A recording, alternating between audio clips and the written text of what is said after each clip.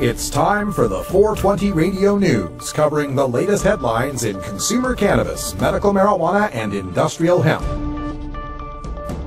Transcripts of 420 Radio News are available daily on our website at 420radio.org. Now, here's Priscilla Simon.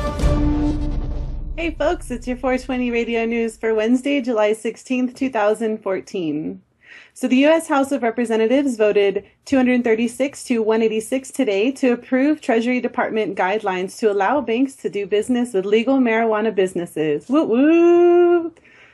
Lawmakers rejected a move by Representative John Fleming, Republican of Louisiana, to block the Treasury Department from implementing guidance it issued in February telling banks how to report on their dealings with marijuana-related businesses without running afoul of federal money laundering laws.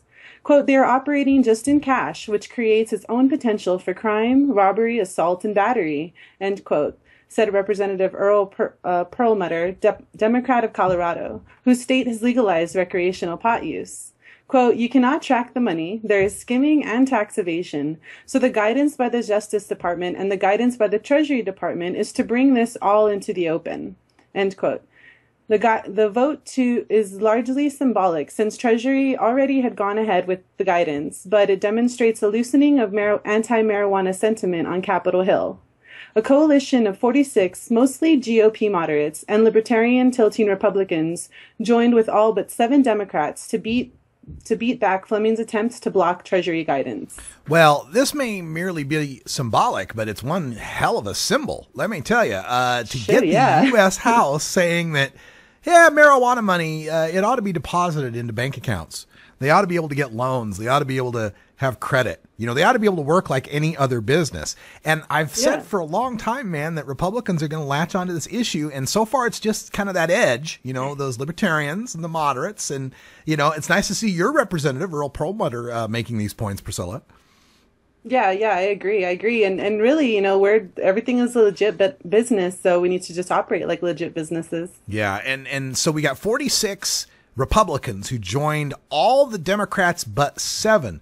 I want to know who these 7 Democrats were that thought it was better that the marijuana industry be all cash. Let's find out who those guys are. Maybe we can run some commercials against them. This is going to be a much more important issue. And when we roll around to 2016 and the 2016 presidential race, believe me, marijuana legalization is going to be a huge issue for whoever the Democrats and Republicans put up there to run for president. We'll already have 4 states with legalization. We'll have more than half of the United States with medical marijuana. They won't be able to avoid this issue any longer. Nope. Marijuana decriminalization begins tomorrow in Washington, D.C. with a mere $25 fine for possession of up to 1 ounce. At midnight, the 60-day congressional review period on D.C.'s law expires, and decriminalization will radically change how police deal with citizens. Under new orders set to take effect Thursday, police can no longer take action upon simply smelling the odor of marijuana, nor can they demand that a person found in possession of up to 1 ounce produce identification. An attempt by Representative Andy Harris of Maryland to attach an amendment forbidding the district from implementing the decriminalization law was soundly criticized by the Obama administration yesterday, noting how that it would prevent police from writing the decrim tickets and prevent courts from enforcing the $25 fine. Yeah, you got to love Andy Harris's attempt to try to block this. You can't spend any money on it. All right, well, I guess we can't write any tickets then, can we? Oh, wait. Didn't really think that one through, Andy, did you? Well, this is good news. We got this is going to be the lowest fine for possession that exists. I mean, lower than the 0 that exists in Washington and Colorado. Other than that, right? Other than it being legal. But as far as decrim states go, it's usually like $100 fine, $200 fine, you know. $25, that's a great fine. And why they came up with that is they pointed out that the people on the street that are getting harassed and busted for possession of marijuana are usually the people who can't afford it. They're usually poor people. If they were rich, they'd stay inside and smoke their weed, right? They wouldn't go out on the stoop. They wouldn't go out in the park or whatever. So it's good that they've got this low ticket amount. It's great that this decrim is going into an effect. And I hope people understand, you know, sometimes when the baby steps are happening, we get frustrated. We think it should be all legal as much as we want and all that, and we'll get there. But understand the impact of even just this little decrim of an ounce. Cops can't mess around with you if they smell pot. That's the number one way cops mess with pot people these days, is they smell some. So when you take that out of their little toolbox, that takes away a lot of the harassment that marijuana consumers have to face. We saw this in Massachusetts. It's not legal in Massachusetts, but it's decriminalized, and their Supreme Judicial Court just decided that the mere smell of marijuana, burnt or unburnt marijuana, doesn't matter. Burnt marijuana smoke or, fresh marijuana buds, doesn't matter. That is not probable cause to initiate searches against marijuana consumers. So never underestimate how big these baby steps can actually be.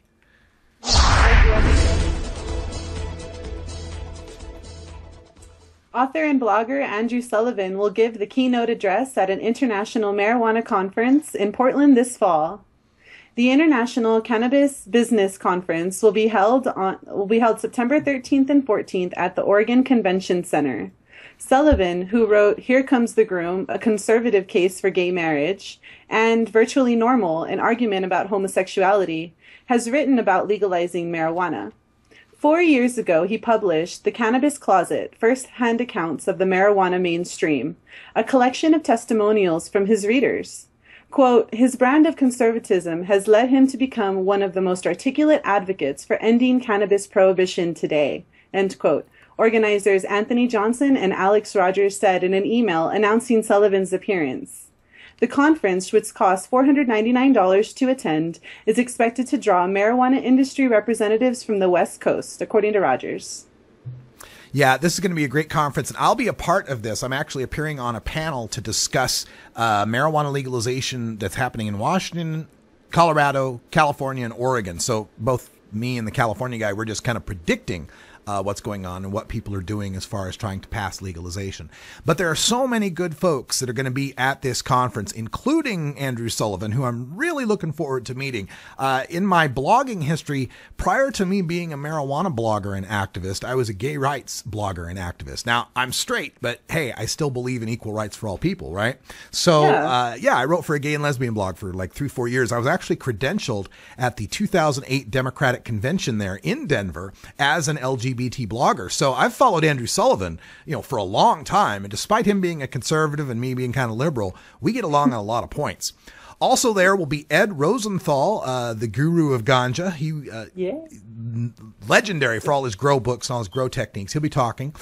We've got Steve D'Angelo from Harborside Health Center. Everybody knows Stevie D. He's the largest marijuana dispensary, I guess you could say, in the world, would be Harborside. And he's been fighting hard against the federal government and its attempts to use, IRS 280E and all that. He'll be talking about that. We've got elected officials that include U.S. Congressman Earl Blumenauer, my representative, my congressman, I get to vote for him, and State Senator Floyd Przansky and State Representative Peter Buckley from the state of Oregon. They'll talk about what's been going on in the Oregon legislature. We've got a Uruguayan official, Laura Blanco de Leon, will be there to talk about the experience of legalization in Uruguay.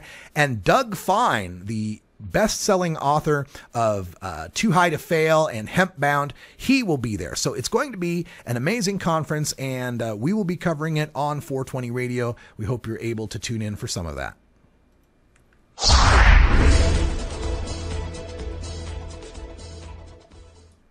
Illinois patients could start using medical marijuana in early 2015.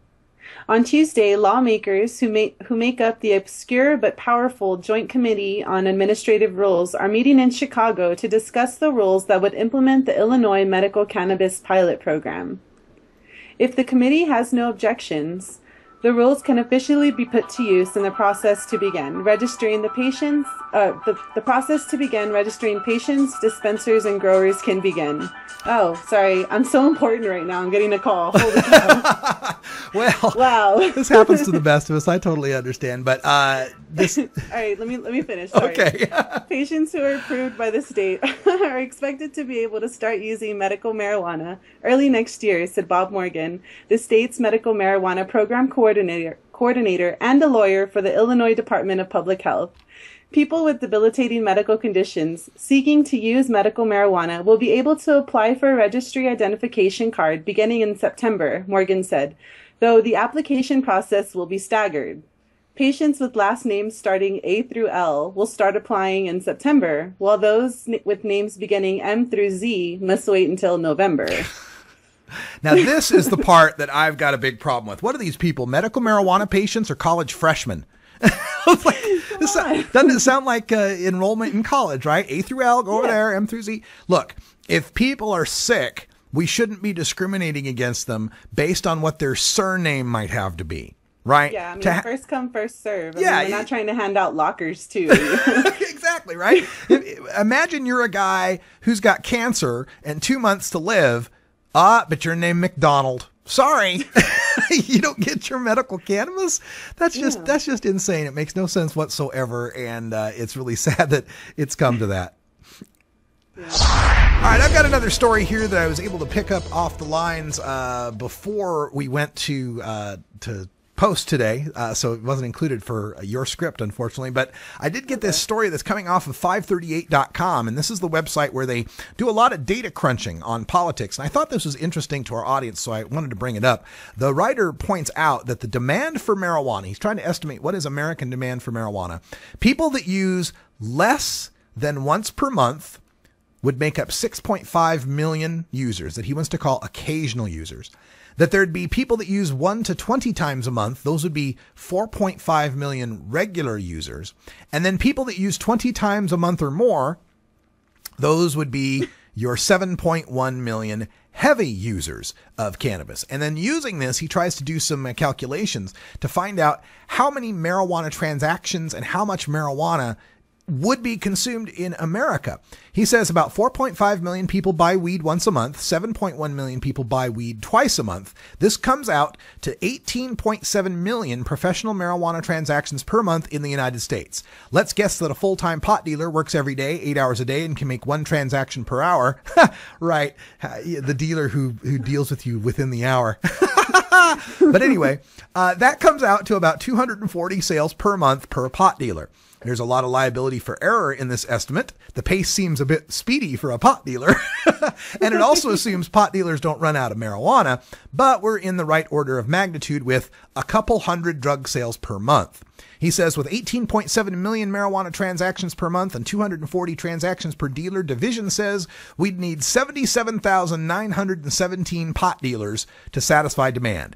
He says this seems reasonable and a little less than the number of employed real estate brokers. So the estimate coming out of 538.com, 18.7 million transactions and a possible 78,000 marijuana dealers in the United States. That's 78,000 jobs that could be created here in the United States. Yep. All right.